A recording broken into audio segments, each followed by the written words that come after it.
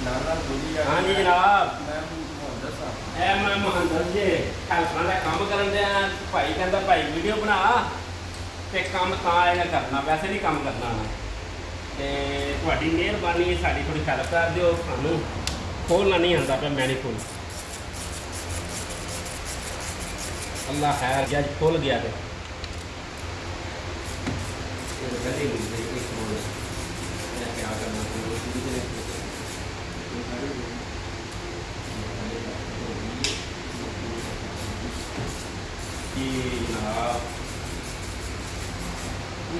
video बना रहे कि सब बरात तो आए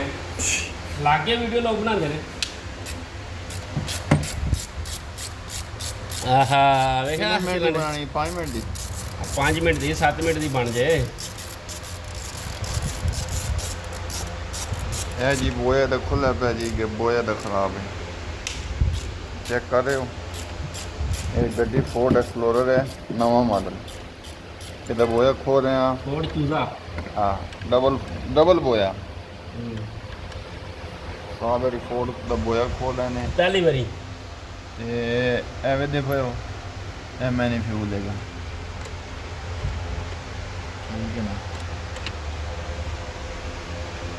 ਇਹ ਸਾਰਾ ਹੁਣ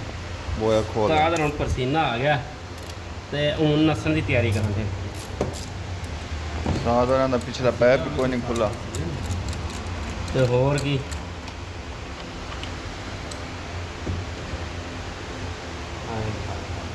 ਐਵੇਂ ਦੇ ਪਏ ਗੱਡੀ ਲੱਗੀ ਖੜੀ ਹੈ